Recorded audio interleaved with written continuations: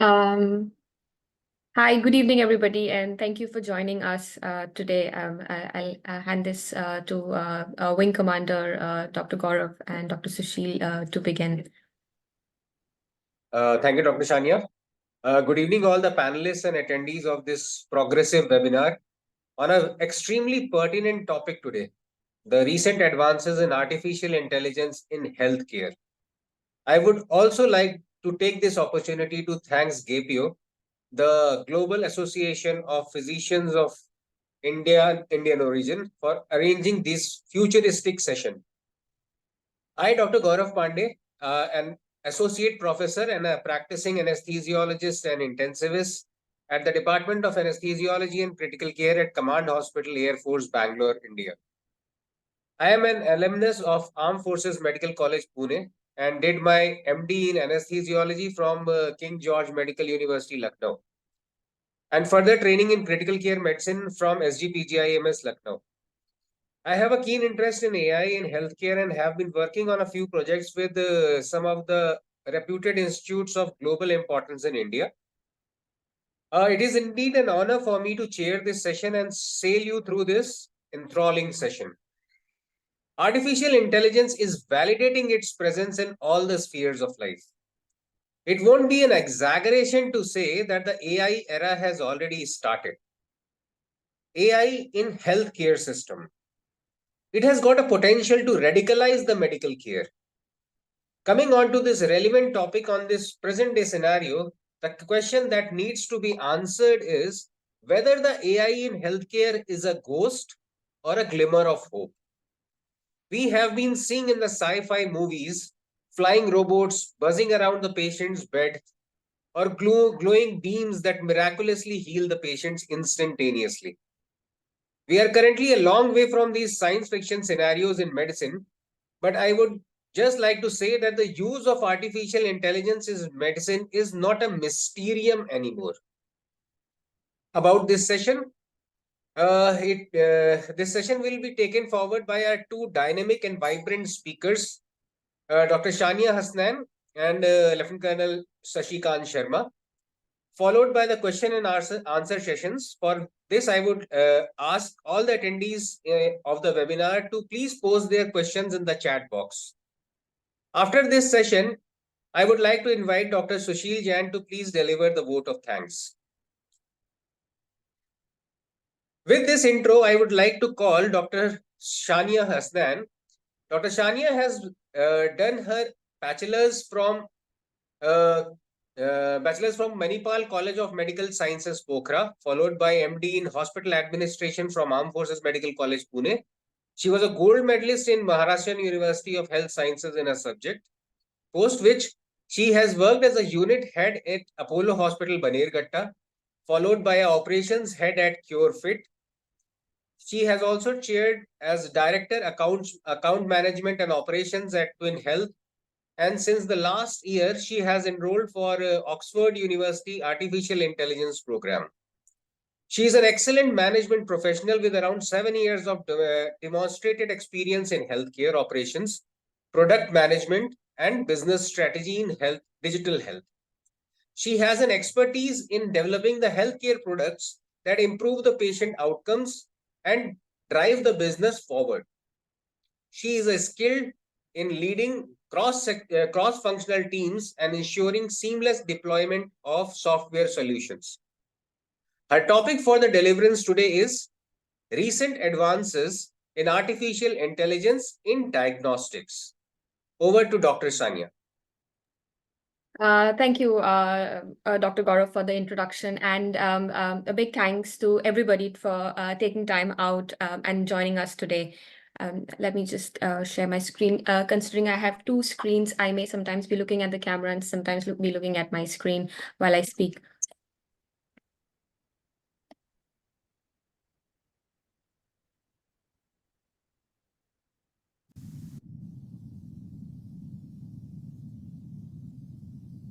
Dr. Gaurav, is my presentation visible? Yeah, it's visible. Okay, great. So I'll be taking you through the recent advances in artificial intelligence in diagnostics, followed by Colonel Shashikant taking you through the same in treatment. So let's take a look at diagnostics first. Before I go ahead, just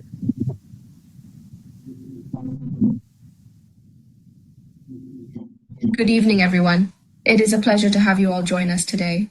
As a doctor in digital health, I want to bring the knowledge about artificial intelligence and the latest technology to doctors. The landscape of healthcare will be more digitized, and AI will become a colleague bringing useful insights into patient care. As doctors, we must embrace the change, while at the same time being cautious of new advancements that come with their share of fallacies, ethical and legal issues. so what did you think about this video that I just showed you? This is a video that I have not recorded. This is not me speaking. This is an avatar made of myself that has spoken. I wrote down these words in a taskbar, followed by the avatar speaking this on my behalf. That's the technology that that exists today. This is something that we've been using within our company as well, where we are able to create digital avatars of doctors. So when you type a message, your patient sees you speaking on the other end instead of just getting a text message from them.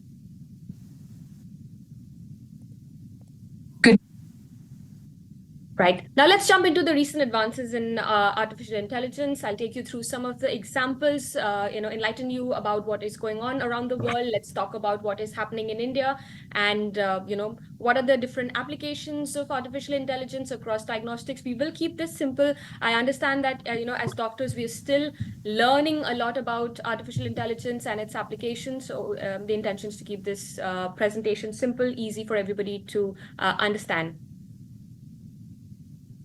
Let's take one look at what is happening around early detection of diabetic retinopathy.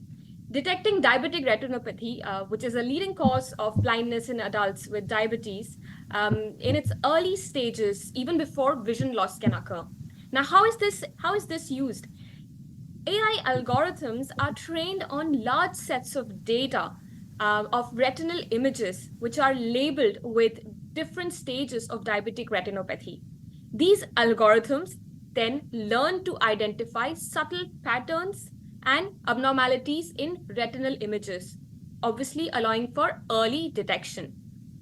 Now, what would be the benefit of such an intervention? Obviously, early intervention, early detection would enable early treatment with laser therapy, injections, and so on, and be able to prevent vision loss. There will be reduced healthcare cost, obviously, because early diagnosis and treatment are significantly cheaper than managing advanced stage diabetic retinopathy through complex surgeries. And lastly, improve the quality of life for patients. One example here is in 2020, the FDA approved the first AI-powered system for diabetic retinopathy detection called IDXDR. This system has shown a lot of accuracy in detecting diabetic retinopathy in retinal images and even in patients with mild to moderate stage disease. Let's take a look at another example of use of AI in early detection of breast cancer. By analyzing mammograms to detect breast cancer at an early stage, potentially even before any symptom arises. AI algorithms are trained on hundreds and thousands of mammograms labeled with either benign or malignant findings. Now, what happens? These algorithms analyze the breast tissue pattern and identify suspicious features. What would be the benefit of something like this? Early detection. Early detection will lead to higher cure rates and less extensive treatment options. For instance, a lumpectomy is a lot easier to perform than a mastectomy. Again, it reduces anxiety and stress in women with abnormal mammograms, often experiencing anxiety while waiting for further tests, and overall improved personalization of treatment. Deep learning models. So these are neural networks and these are AI algorithms that have been built that have achieved near human accuracy in detection of breast cancer on mammograms. I'll take you through some more detailed examples of the kind of work that's going on breast cancer detection. Let's take a look at another form of cancer detection using circulating tumor DNA. Now, what's happening here? We have monitoring treatment response in metastatic colorectal cancer. Now, this is being used to see the response of patients with metastatic colorectal cancer to targeted therapies. How does this work? AI algorithms, in this particular case, they analyze circulating tumor DNA levels in the blood sample before, during the treatment, right? So changes in the circulating tumor DNA levels over time provides insights into how the tumor is responding to therapy, obviously allowing for timely adjustment if needed. The most obvious benefits would be optimizing treatment efficacy, reducing treatment cost and burden, and improving overall clinical research capabilities. One example of this being used is the Foundation Medicine Liquid Tumor Test. It uses it's used in clinical practice to monitor ctDNA levels in colorectal cancer patients. This is also approved by the FDA. This would be my last example on cancer. This is detection of lung cancer recurrence. So this is another use case. You know, it's early stage detection. You're detecting recurrence. You're looking at your monitoring response to therapy and so on. So, you know, these are different areas where AI helps improve diagnostic capabilities. And this is just example of cancer. Now, detecting minimal residual disease in early stage lung cancer patients after surgery to monitor for possible recurrence. Similar to the previous examples, AI algorithms analyze circulating tumor DNA in blood samples taken after surgery. The algorithms identify specific genetic mutations associated with the patient's tumor, enabling early detection of even minute amounts of cancer cells. What would be the benefit of something like this? Early intervention would allow for early treatment of recurrence before they become clinically detectable. It would reduce anxiety and stress in the patient and would be able to provide personalized treatment to patients, obviously getting better outcome. One example of this being used is Guardant Lunar Test, which is used in clinical trials to evaluate its effectiveness in detecting MRD in lung cancer patients. Some other examples of different companies working around cancer care. Here, we've got CureMetrics, for instance, and there are multiple companies. I've just taken a few random examples. This is using AI to identify lung cancer in X-rays and breast cancer using mammogram. Another example would be use of AI to develop a breast patch to detect temperature changes in breast tissue.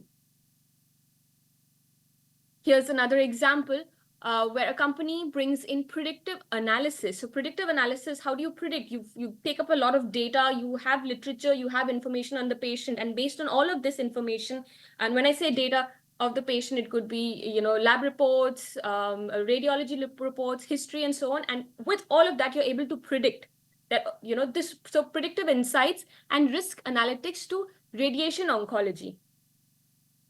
And one last example, this is interesting, IBM, we all are aware of IBM. Genomics has developed a blood test kit where it currently is collecting blood samples from high-risk individuals who have never been diagnosed with cancer.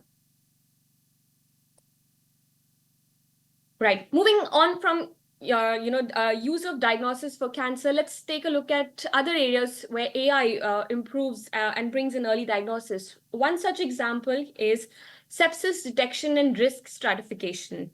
Now, identifying patients at risk of developing sepsis, which we all understand is a life-threatening condition, within hours of their arrival into the ER. Again, we have AI algorithms that analyze, number one, your vital signs, number two, the laboratory results, and number three, medical history. All of this together to identify subtle changes, and patterns associated with early sepsis. This algorithm continuously monitors incoming data and issues alerts for patients at high risk. The benefits of this would be early detection, enabling a rapid initiation of life-saving treatment, reducing unnecessary antibiotics, especially for patients who are not at high risk of sepsis, and overall improvement in patient outcome. To give you an example, ESRT, early sepsis recognition tool, is being used in a lot of hospitals. It has shown a lot of very high accuracy in identifying sepsis within 3 hours of arrival and has been able to reduce mortality by 20%. Common kit that we are aware of as doctors. We've seen a lot of kits. There's rapid malaria, dengue, there's now rapid HIV kits, and so on. And one of the bigger challenges we've seen with these kits is that, the specificity is low, the sensitivity is low, there are a lot of errors. But if you are able to use AI and if you're able to improve the specificity and sensitivity, kits like these would become very useful. So here's an example where smartphone connected device now here utilizes simple finger prick blood test plus AI algorithm to detect HIV antibodies within minutes.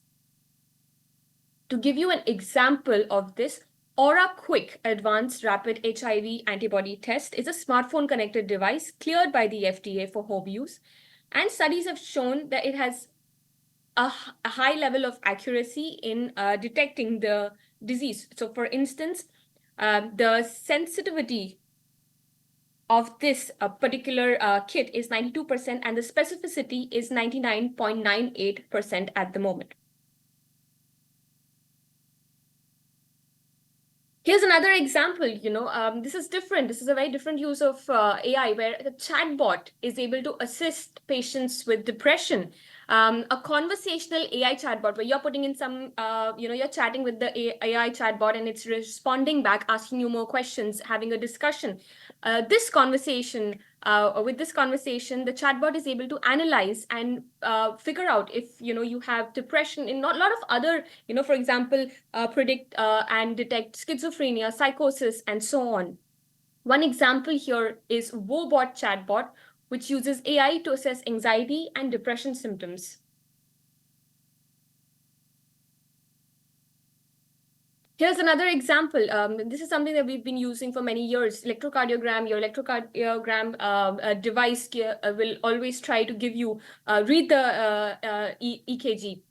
However, we would see a lot of false results, but with the use of AI, the overall outcome can be significantly improved. Here's an example of a cardiogram reader system by AliveCor, which is FDA approved and has very high accuracy in detecting atrial fibrillation and other arrhythmias. Another example here is stroke risk based on patient data. So you're able to predict whether somebody would have a stroke based on analyzing their symptoms even before allowing for preventive measures. So AI algorithm, what happens here is analyzes your medical records, imaging data, and lifestyle factors to assess the individual's stroke risk. Proactive prevention can be taken with this, improved resource allocation, and obviously personalized care. An example here is GE, General Electronics, has a stroke risk predictor, which hospitals are using today. Another interesting example, and this is just to keep everybody informed, rapid stroke triage. You're able to use AI to read CT and MRI images and detect, subtle abnormalities and be able to differentiate between ischemic and hemorrhagic stroke. Obviously, if you're able to diagnose early, you would have faster treatment initiation and improved treatment outcome. One example of this in use is Viz.ai, which again is FDA approved and is able to help early diagnosis of stroke. So I was taking you through different things that's happening around the globe. Let's have a look at what is happening in India. There's a lot of AI technology that's being developed, a lot of startups and a lot of well-known organizations that have been working on advancement in healthcare. To give you one example, Cure.ai. It automates the interpretation of X-rays, CT scans, and ultrasounds to support faster diagnosis of lung cancer, brain abnormalities, and of course, other conditions. Another example is Deep Tech AI, and these are all Indian companies that I'm talking about. AI-powered tools for radiologists assisting with analysis of X-ray, CT scan, and MRIs. Another example is Max Healthcare, a well-known hospital in India, which has deployed AI echocardiography for improved cardiac diagnosis. And Zebra Medical Vision, which is used by Apollo Hospital for COVID-19 detection and disease progression tracking.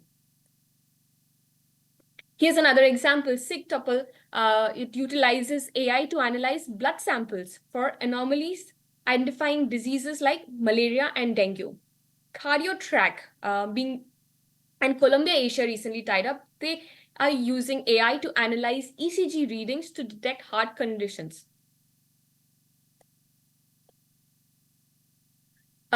This goes back to the first slide that I was discussing of diabetic retinopathy. So Forus Health is a well-known company in India. I've also worked with them a few years ago, where AI is being used to detect diabetic retinopathy, and this is used for screening in India. Nirmai is again another company that I've worked with. They have a wonderful device where they use AI for breast cancer screening through thermal imaging.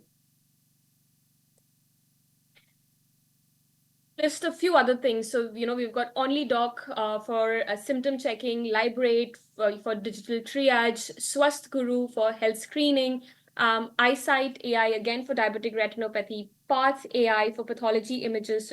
All of these are able to help you diagnose in their respective fields much earlier and with higher accuracy. SRL Diagnostics is using it for blood analysis. Mintra has AI-powered decision support. Dr. Arnal for sleep patterns. So you're able to detect sleep-related conditions, and Cognisure technology for neurological disorders. Health Cues has a chatbot for screening. And Artivac AI analyzes medical records and claims data to predict patients' risk for specific diseases. So these were some examples of areas where AI today is already being used in ensuring that we have early diagnosis and early treatment available. I'm going to now take you through. Yes, now this is an important slide that I always like to talk about. What are the benefits and what are the pitfalls of this? I've talked about the benefits we've gone through. There's improved accuracy, speed of diagnosis, early detection of disease. Personalized medicine can be given based on the information that we have, non-invasive and painless diagnosis, monitoring the impact of treatment, and obviously reducing healthcare costs. But then there are areas where we need to be careful about as doctors. These are the pitfalls of using technology that is still developing and AI overall. These systems sometimes give inaccurate results, and as doctors, it's important that we are careful in use of these, and ensure that we are using our clinical judgment to ensure that the right treatment is going. So they are there as recommendations; they are there to support, but a critical analysis and ensuring that we are doing our bit of understanding the information it's giving you before you send it to a patient is important. Over relying on AI, and neglecting clinical judgment can obviously lead to medical errors and would harm your patients. So, being careful while using these technologies is important. They'll only get better with time. They're in their early stage. Some, are more accurate than the others. But because this is a transition and we know AI is going to become a colleague, it's going to be there, it's going to be a support, and we'll be using it on a day-to-day basis. It's important that we learn how to use it the right way and be careful in the use of it till it's still evolving and developing. Lack of transparency and explainability. What I mean with this is that very often these neural networks and these algorithms, you don't know what's going on inside. So you don't know what it's calculating to give you the output. This is something that, engineers are working on improving, but this is a definite pitfall at the moment. Data privacy and security is, again, data breach is a big problem. Who has access to the patient's data and so on are big questions that, companies are trying to resolve. And then the overall human AI collaboration, right? That how do we work with AI in a manner that it benefits us, we are able to leverage it and doesn't increase our workload. This would be my last slide. As doctors, how do we brace ourselves to get ready for AI and work alongside? One thing that we should do is ensure that we stay informed of the technology, the areas where it's being used. We develop digital literacy, have a basic understanding of how AI works, where all it's being used. And one important piece is to focus on human skills. Your repetitive tasks and a lot of analytical skills would be taken up by automation and technology, but it's the human skills that nobody can replace, skills of communication, empathy, critical thinking, decision-making, and so on. As doctors, we should be healthcare innovators, see AI as a partner, leverage the technology, learn how to use it, and develop, and of course, at any given time, maintain clinical judgment. Lastly, advocate for responsible AI. We know that a lot of companies we're working with and a lot of places everywhere, you will see AI coming in, digitization coming in, new technology coming in. We don't fight the system. We be a part of the change, raise concerns and propose solutions wherever necessary. Be a part of the change and the solution both. Promote human oversight and transparency. Ensure that no treatment goes to the patient without a sign-off from a doctor or any clinician who's responsible. And of course, lastly, focus on data privacy and security, ensuring that your patients are overall safe. I'm going to hand this over, Dr. Gaurav, back to you, and we can pick up some questions at the end. Thank you, Dr. Sania, for such an informative lecture. No doubt, whatever you said is absolutely right. And there's a lot of work which is going on in AI in the healthcare presently. But one of the most the crucial step that we still are facing is the data organization. We don't have a system of organization. We don't maintain our records that well. We, as for the AI tool generations, we are still dependent upon data like Mimic 3, EICU data, or Amsterdam UNCDA data. We are the most populous country in the world, but we don't have our own data sets. How much this foreign data is going to be relevant to our healthcare practice, it is still questionable. Proceeding to the session further. Now I would like to call upon Lieutenant Colonel Shashikant Sharma for delivering his talk on recent advances in artificial intelligence in treatment. Dr. Shashikant Sharma is an alumnus of Armed Forces Medical College and Pepperdine Graziado Business School in LA. Having completed his master's in hospital administration, the clinician turned administrator is running operations of a large multi-speciality hospital.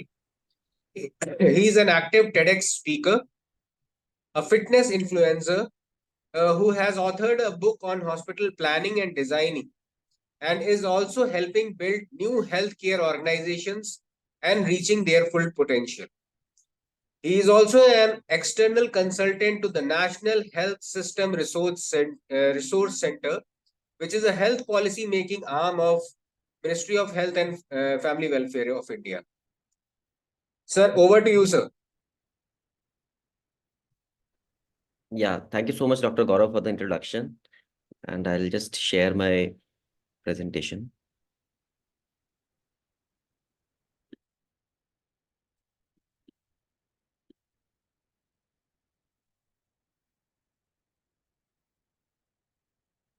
Yeah, is my presentation visible? Yes, I can see it well. Yeah, I'm audible. Yeah, so Dr. Sania has made my job a lot easier by talking about some of the AI products which are well commercialized and well implemented on ground. But what I see is that most of the AI thing is mostly theoretical as far as current scenario is concerned. As Dr. Gaurav said, we lack the data as far as Indian scenario is concerned. So instead of taking, we have already been through what are the various types of products which can be available.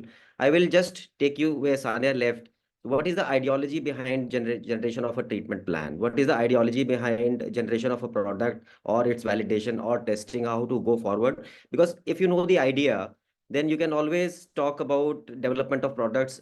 A large number of products can be developed in AI based upon a single idea. So if you talk about nowadays, artificial intelligence is basically ubiquitous, and it's actually a true milestone in numerous sectors, including the healthcare sector also. Now, although the vision of doctors, we doctors being replaced by machine is criticized by many of the speculators, the helpful hand of AI definitely supports the medical staff in reaching the diagnosis faster, or as I can say that a doctor without AI will be replaced by a doctor with AI. AI is not going to replace the doctors sitting in the clinics and the hospitals.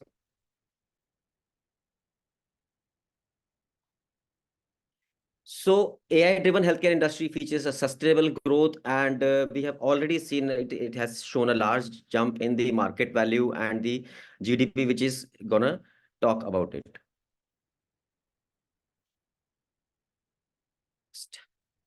Now, a little bit of background about how artificial intelligence does things along. Now, AI uses algorithms that enable the computers to recognize specific patterns in data analysis and draw conclusions. I'll repeat my words.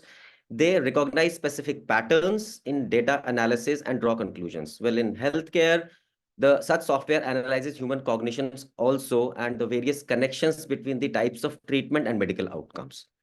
So everyone agrees that it is better to be safe than sorry. Now, there is a greater section of the sentence than risk mitigation driven by AI in healthcare examples. Now, considering previous medical records from other patients or from a particular case, application of AI can serve from prediction of a disease to prevention of a disease. Now, different examples of AI in healthcare we already saw provide significant functions and improve the processes significantly.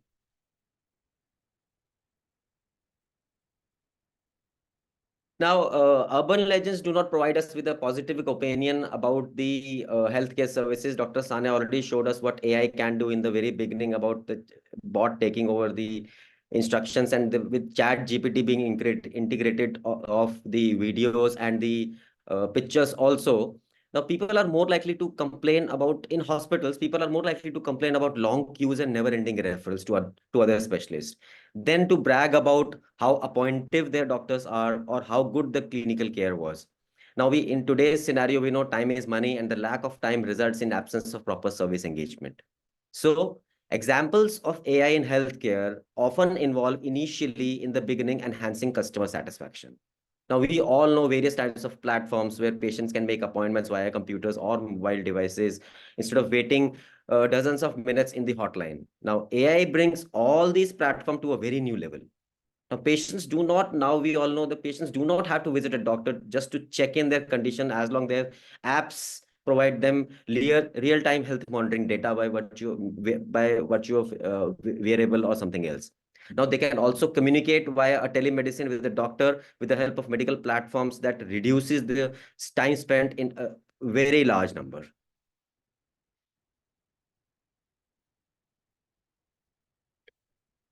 Now, although the vision of developing a bespoke diagnosis and a personalized medical approach is very, very tempting, it would be roughly helpful if we still have one or two to choose from.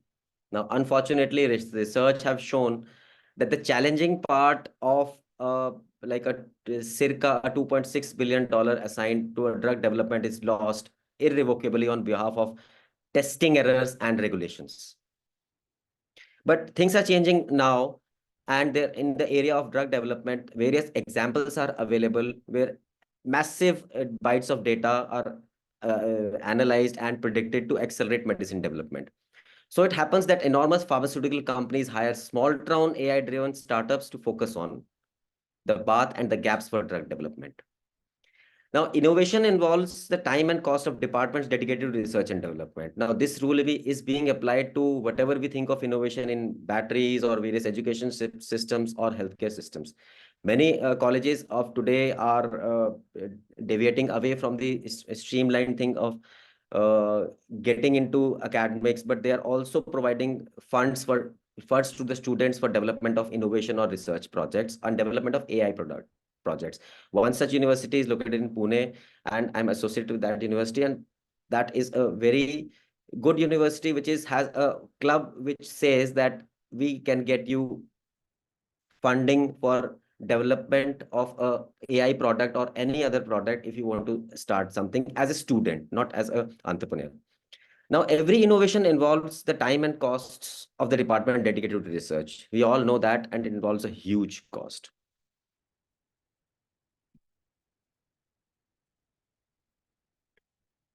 Now, examples of AI in healthcare have shown the possibility of predicting a patient-specific response to a particular medicine.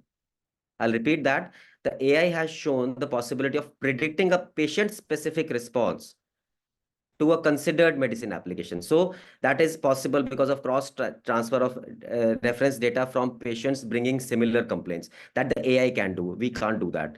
The system compares the conditions, the treatments, and the various courses of action which are available and gives a decision which is close to, actually it can augment the decision making which is made by the clinician. Now what it does, it results in a personalized medicine approach, offering a plenty of treatment options considered on the point of specific factors. The doctor cannot remember so much.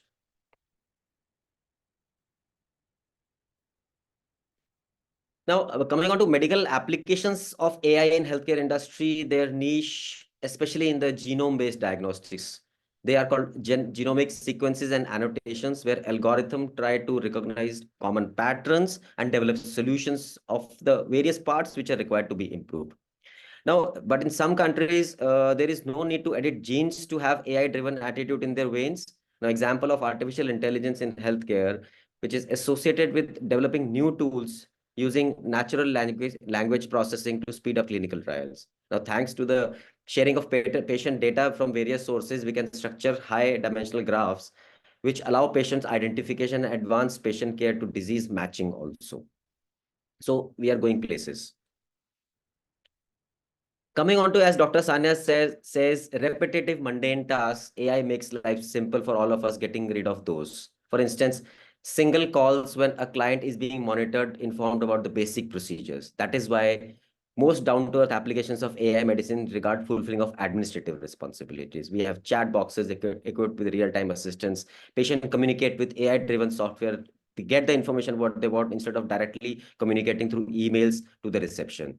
Now, in addition, this amount of automation also gives a deserved relief for the clinic staff also, which improve their job efficiency, the performance improves, the time is saved, the costs are saved, endorsements are made, and ultimately the customer satisfaction or customer experience improves in the hospital.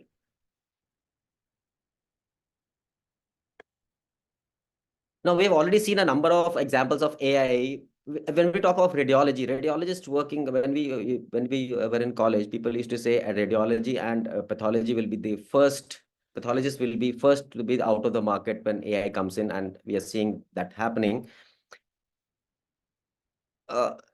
Most of the researchers often reach out to a variety of examples in healthcare. Machine learning can analyze images of computed tomography and MRI also. They can also track on the various hidden connections, which can provide crucial data to researchers and hospitals and their clients.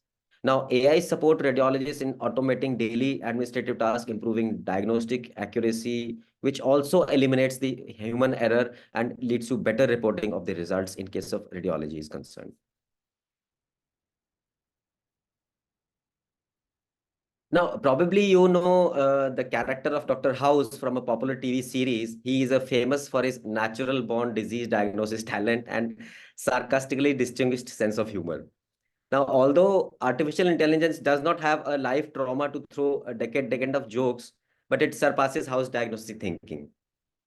Now, examples of artificial intelligence in healthcare and deep learning is a promising technique to abnormality detection. It is very widely used for diagnostic processes. running deep learning experiments in total are much cheaper than hiring researchers for that purpose. It may appear costly initially, but overall, if you look at the cost of hiring researchers, it comes down a lot. AI also helps likely to minimize the mistakes and provide accurate data for that. And it is easy to check step by step what is happening and where the actual error has occurred. So all these decision-making support systems will speed up and improve the whole diagnostic and treatment process. Now, coming on to how do we measure, what is the point of use equipment as far as AI is concerned? The base for most of the researcher is foremost tissue samples. Now, but experts predict that prediction indicate that thanks to artificial intelligence, an opportunity of inventing new medical tool arises. Innovative medical devices is a great example of AI technology used in healthcare. The purpose is to screen chest X-rays in search of tuberculosis or cancer. And this, as I said initially, this idea can be developed further as an app, and the sky is the limit where you want to end.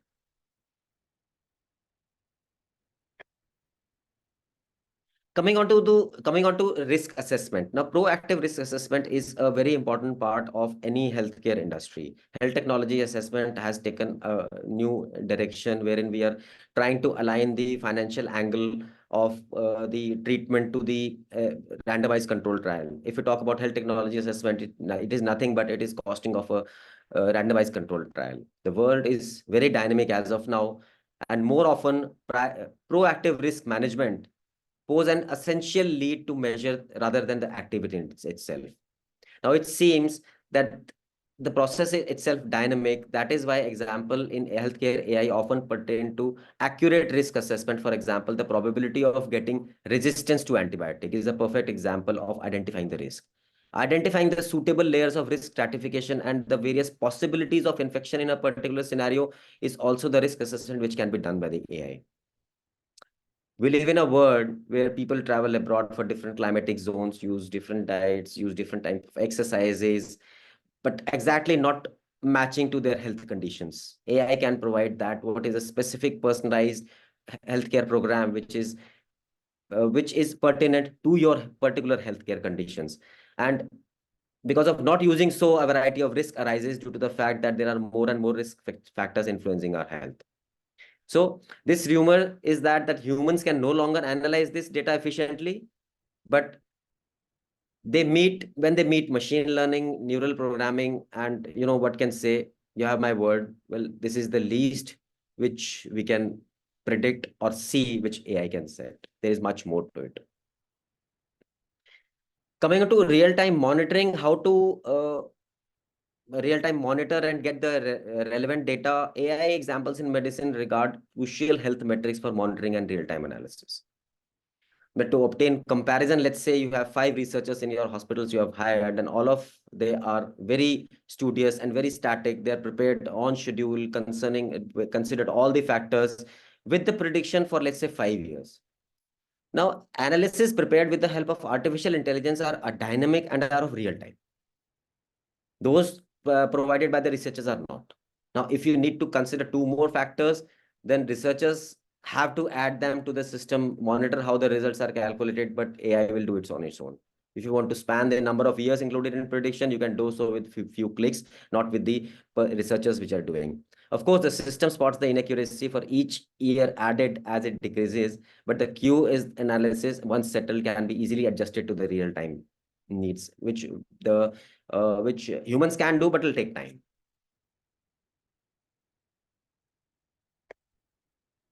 Now, examples of AI in healthcare concern not only the scientific side of developing new tools, as we discussed it also accelerate the diagnosis process, as Dr. Sania said, but also the business-related issues such as decision-making.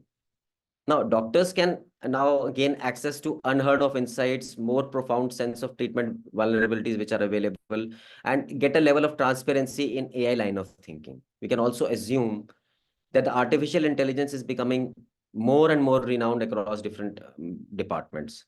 It leads to fluent communication, various scientific leads, and business ideas.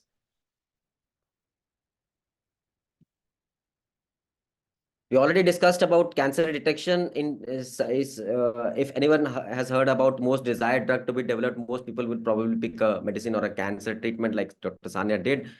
Unfortunately, what happens with cancer is that it is not a disease which is brought by a single virus or a bacteria that needs to be eliminated. Instead, cancer is driven by a gene mutation, and medical efforts as of now struggle to detect on the first step rather than the battle against it to give massive strength and all. So in a large number of examples, we have already seen the example of cancer detection, and Dr. Sania explained in detail what happens about it. Well, MI-based systems diagnosed cancer much more accurately and than an experienced group of radiologists. No need to say that. And here we think about primarily about early stage detection, which has led to most doctors mainly focusing on AI assisted diagnosis.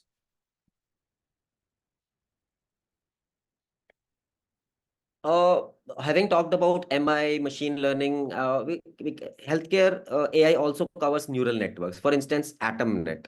The systems revolves around identifying patterns of bioactivity, screening dozens of millions of genetic sequences daily, and artificial neural networks provide insights very faster and efficiently than traditional researchers.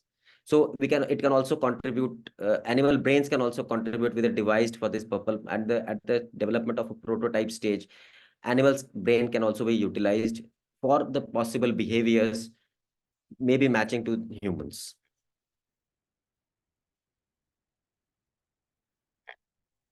Now, there will be always more ill patients than doctors to take care of them.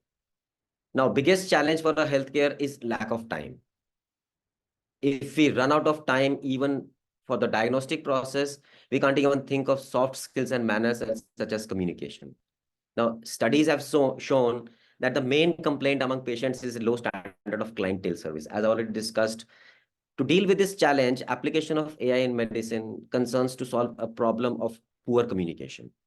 Now, system struggles to reduce complex paperwork, exist a variety of insurance coverages, a variety of ailments, a variety of conditions, a variety of hospital levels of care, which service cannot be provided. It is the most difficult service to be provided is healthcare, where we can see there are a large number of factors at play. Now, AI in healthcare that are meant for improving communication involve, for example, platforms such as automated appointment systems, real-time health monitoring systems, and various patient engagement solutions can be provided utilizing these products. Now, finally, to wrap it up, artificial intelligence, in my personal view, appears to the future of healthcare, where industry, the main challenge is lack of time and specialized researchers in this field. And the ad already pointed out initially the lack of data. Now, examples of artificial intelligence in healthcare concerns mostly about speeding up of and improving the efficiency of various critical things like diagnosis, disease detection, risk assessment, drug development, administration, communication, hospital operations, accreditation, and the list is endless. So it seems that if we combine the magnificent talent of researchers and the doctors working by vocation with predictive analysis and calculations of AI, we are for a treat. Now, living in a life-threatening disease-free world, it's not a dream anymore. And we all can, with AI on our side, we can all dream. It's not a dream, and we can see it happening in reality. In fact, has been for ages expected, and now it's finally come into humanity's view. So I pause here. Thank you so much for listening me, and I hand over to Dr. Gaurav. Sir, thank you so much, sir, for that intuitive and resourceful session, sir, and beautiful figurative explanation, sir. Whatever you said, sir, I truly agree with you, sir. Undoubtedly, radiology is going to be one of the first specialities that may face the brunt of evolution of the AI, sir. No doubt the predictive analytics and the personalization of the healthcare is going to be a very big advantage that the AI can give to us. I was just going through, there is a Government of India has also launched a system which a tool by the name of India AI.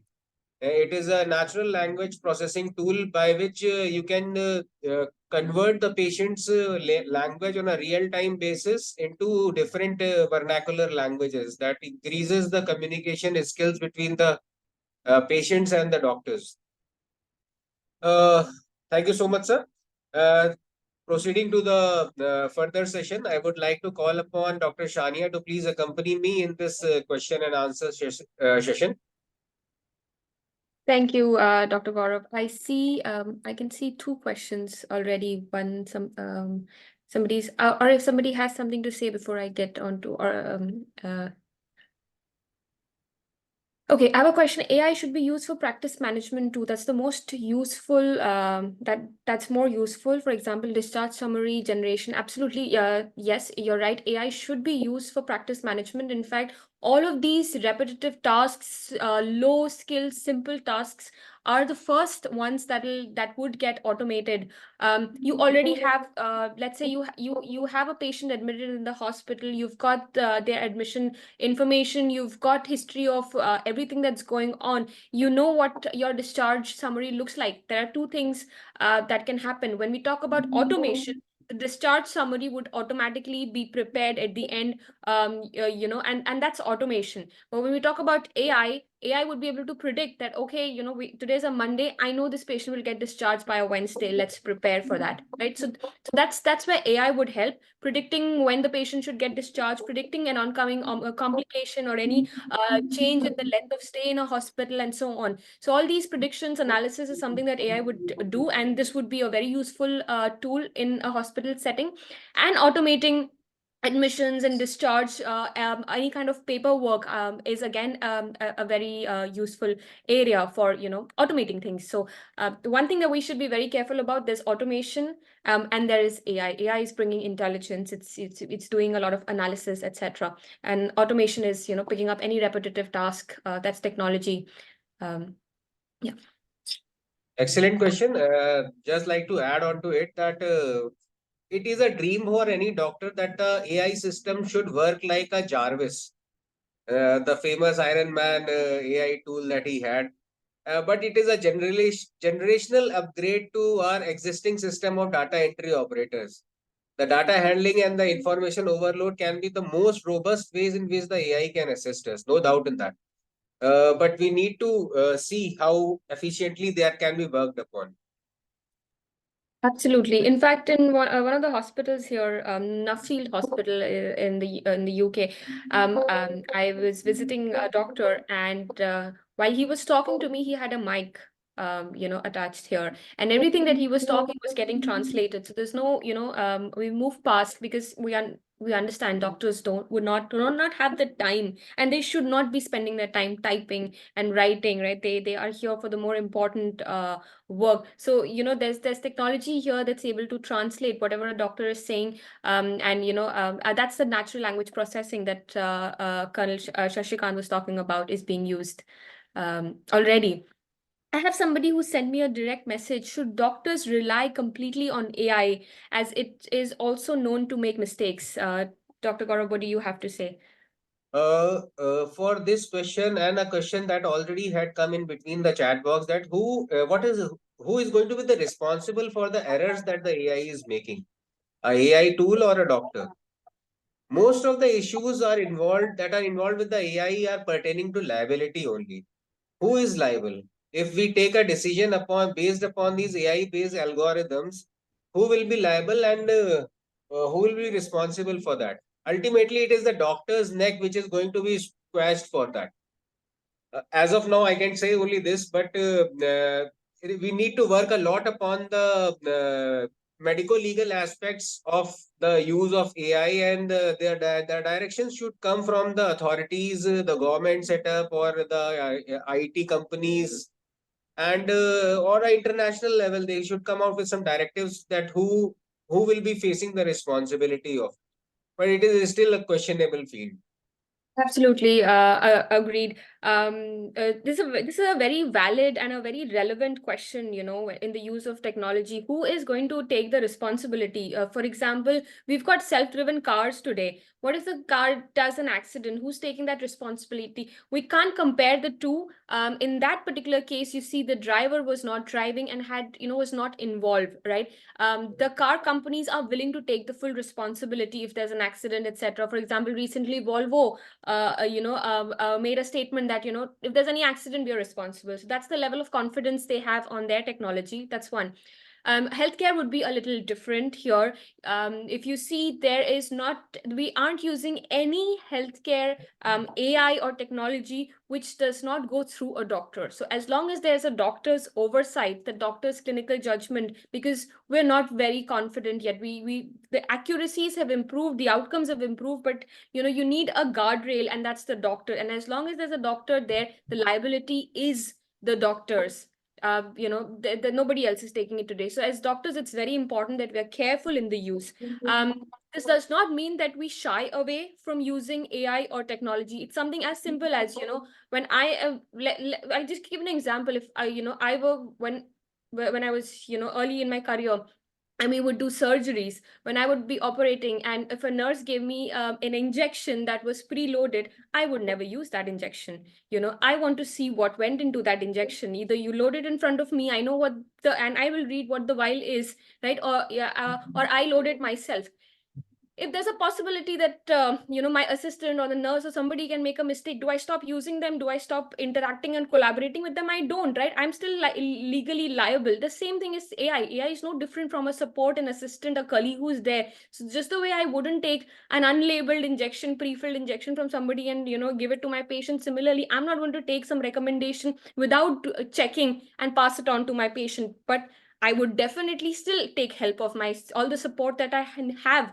There's assistant support tools available. I use it, but I'll do my piece of being careful while using them.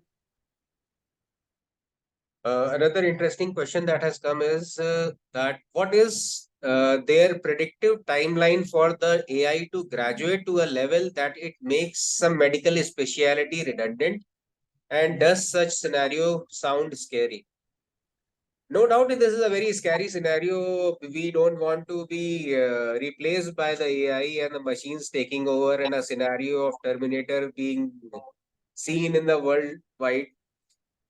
But we should also be aware that it all depends upon the algorithms that they are using.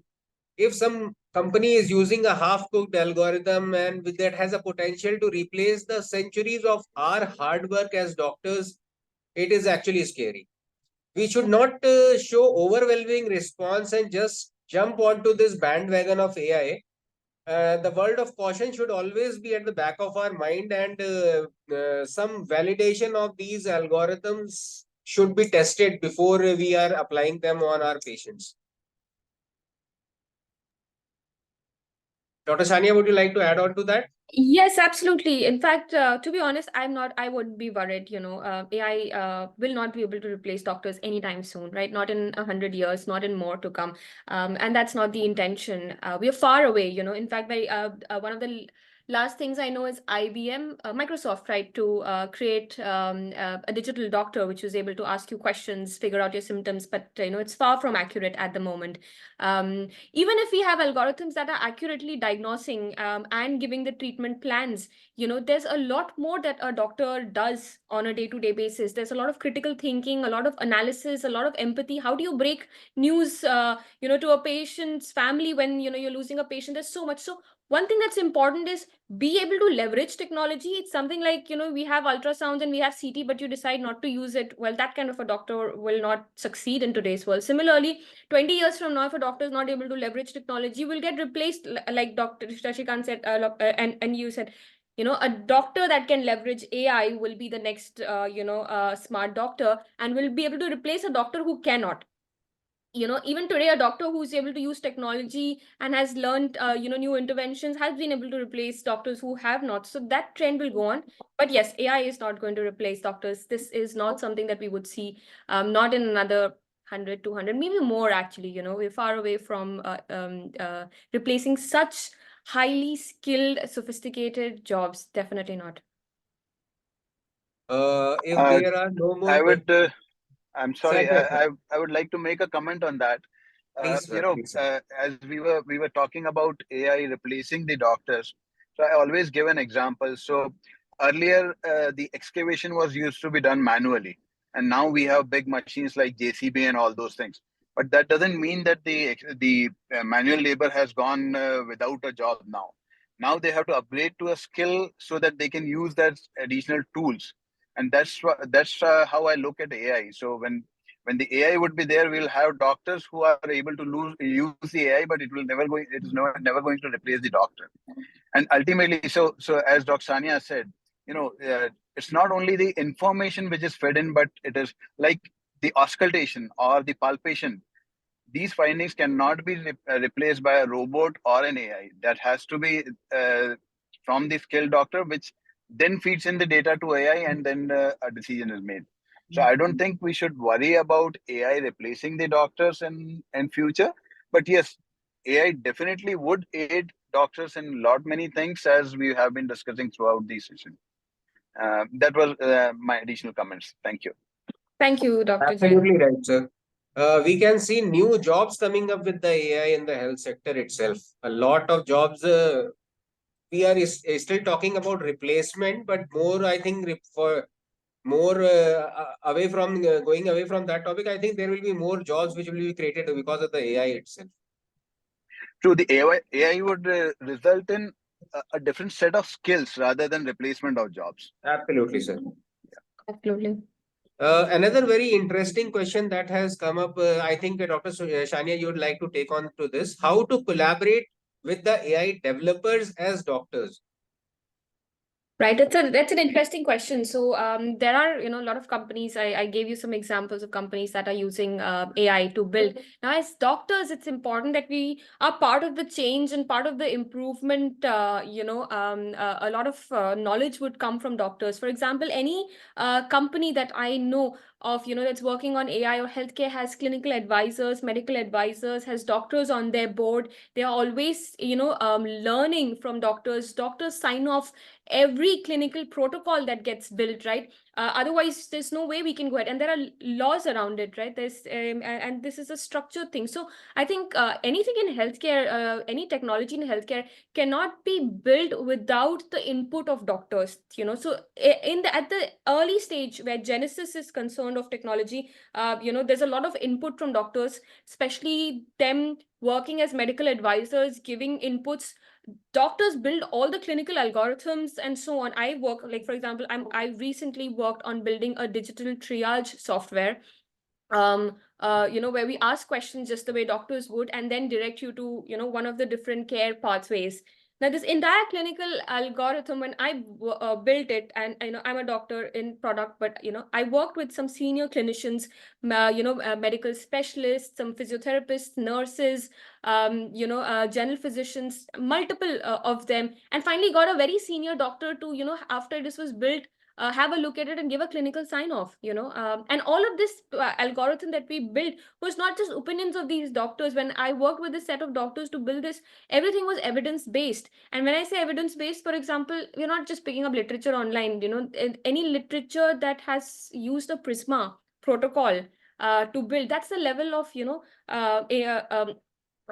sophisticated knowledge that we've used to be able to build that. I wouldn't say that there still wouldn't be errors, right? There still would be, but that's where doctors come in, number one. Number two, at the user end, when you're using technology, I think it's very important doctors to be very vocal, to keep giving feedback. I think that's again very important. A lot of times when these things are there, instead of deciding not to use it, give feedback on the way, whether it's performing well, whether it's not performing well, be the advocate for using these technologies on ground. So there's one where the technology is being built. Second is where you're testing the technology and trying it out. And third, being vocal enough on any errors. If you're seeing errors, talk about it.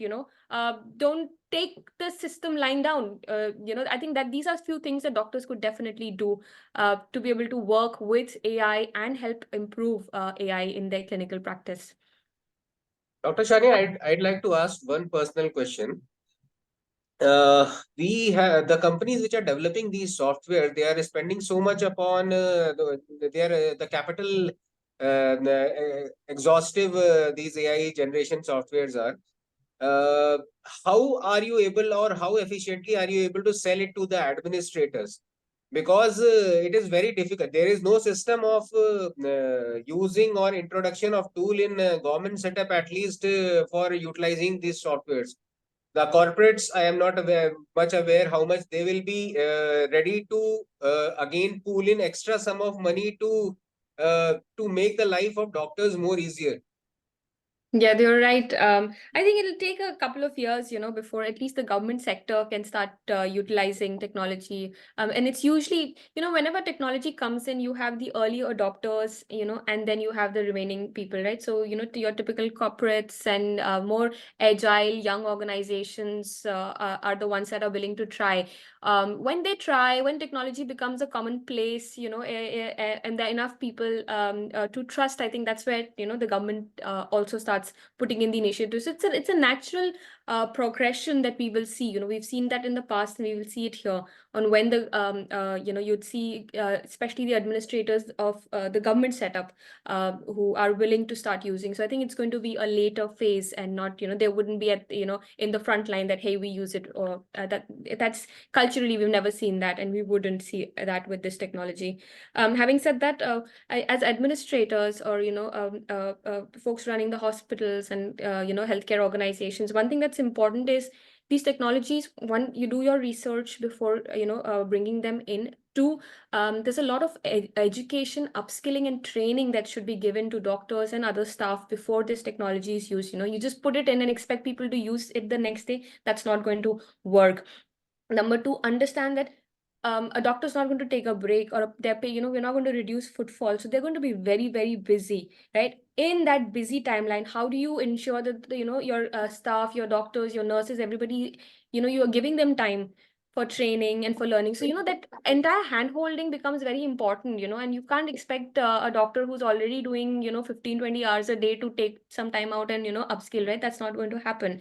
And these transitions, technology transitions, don't happen overnight. I mean, for example, if a large hospital was to implement AI across multiple stages, it would take them 3 years, maybe.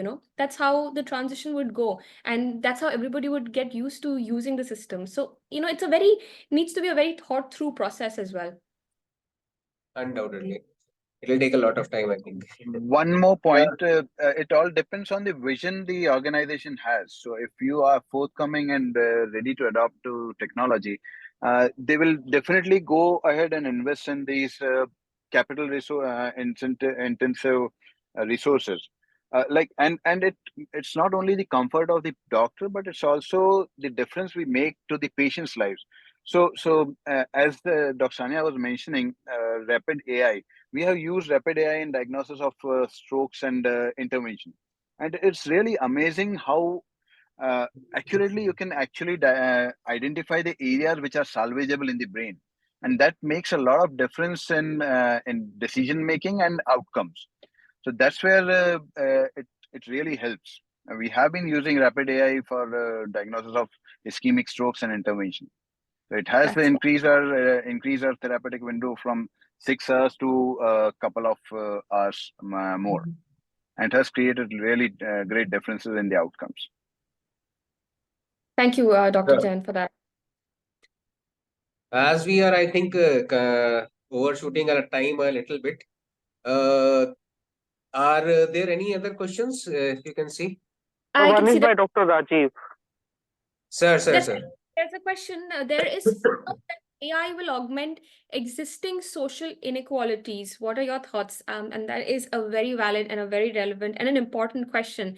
AI is already, not just AI, technology in itself has been able to augment this inequalities. For instance, the moment the internet came, right, that's where only those who were able to it's in English everywhere, right? It's the English speaking folks who had access to internet everywhere, and other vernacular languages, even today we don't have that, right? So it created a inequality then.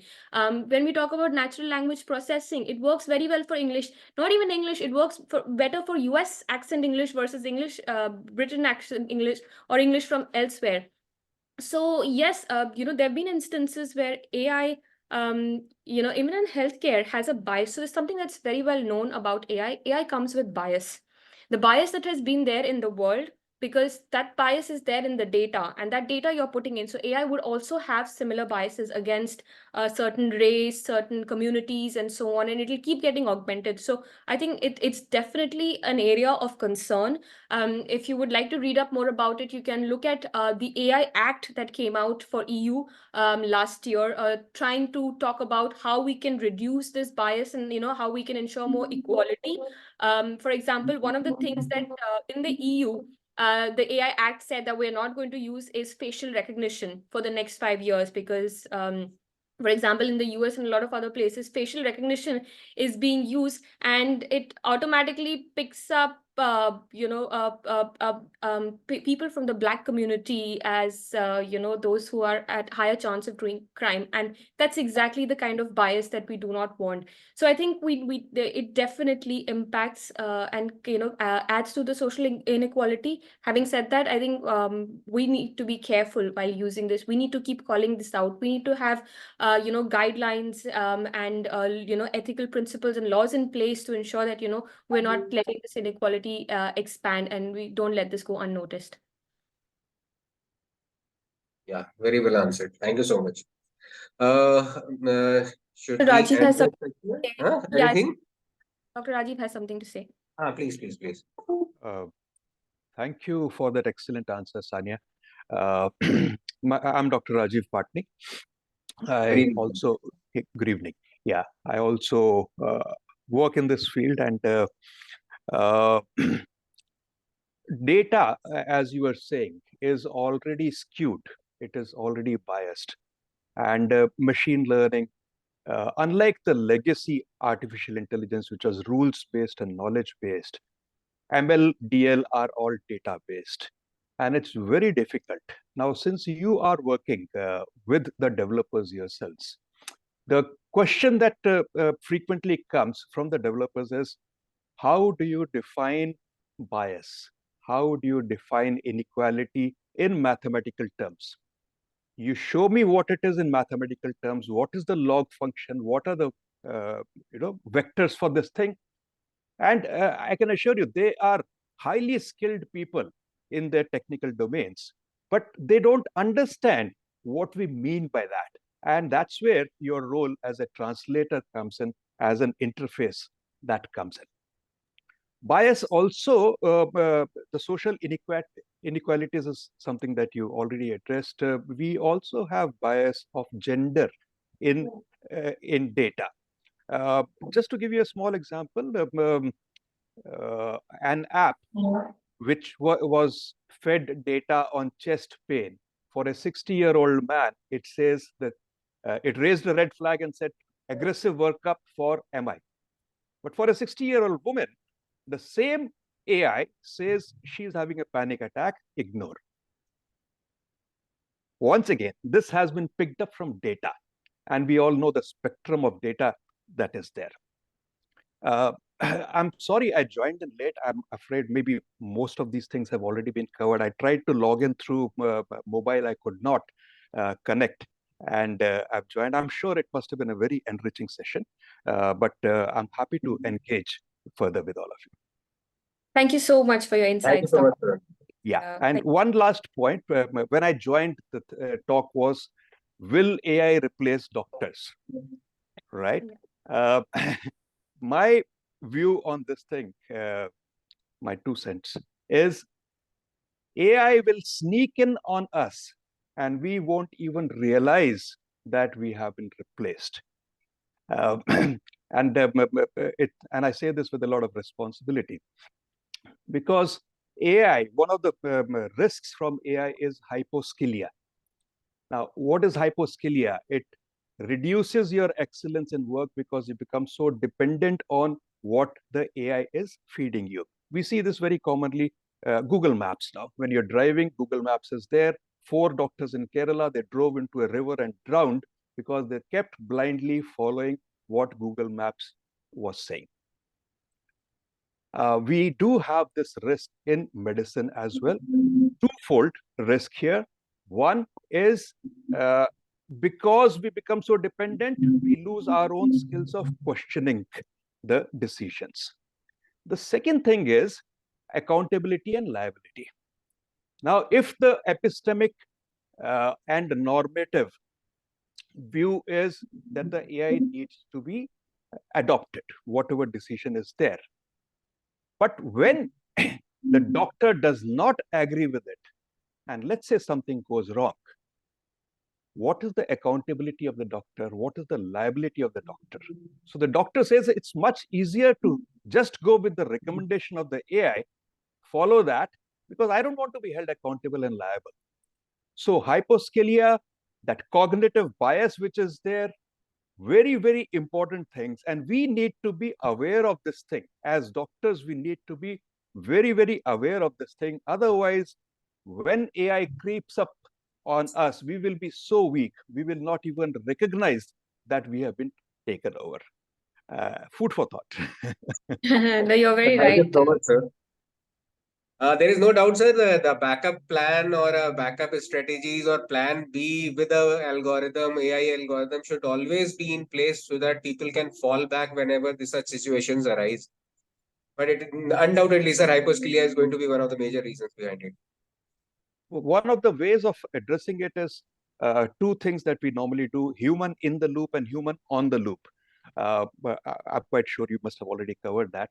But these are two things where we are part of the interface so that we don't let it creep up on us. Sir. Thank you for the opportunity for Sir, thanks for engaging. the Thank you very much. valuable input, sir. Thank you so much, Thank you. Dr. Rajiv. Thank you so much. If there are no further questions, then I'd like to thank Dr. Shania for the question and answer session. Very well conducted whole session.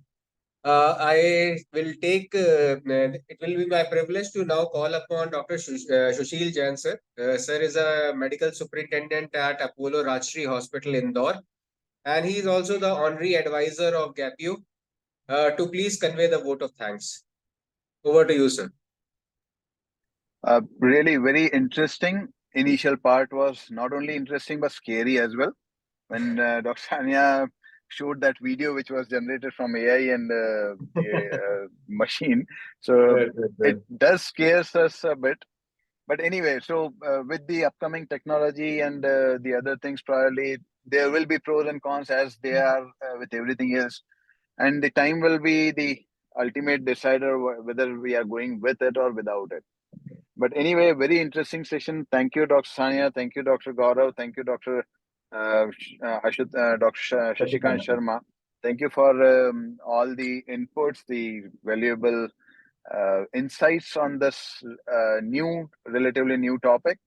And I'll also take this opportunity to thank the backend GAPU team, Mr. Jiten Malik from Delhi, for organizing this session, and the IT team for bringing this to the platform. Thank you, everyone, and we look forward for further sessions. Thank you, everyone. Thank you so much, sir. Thank you. Thank you. Have a good evening. Thank you. Yeah, good evening, everybody. Thanks a lot from our side. And thanks for the valuable inputs from everyone for making Thank you. this session actually quite informative. Thank you. Thank you. Thank you.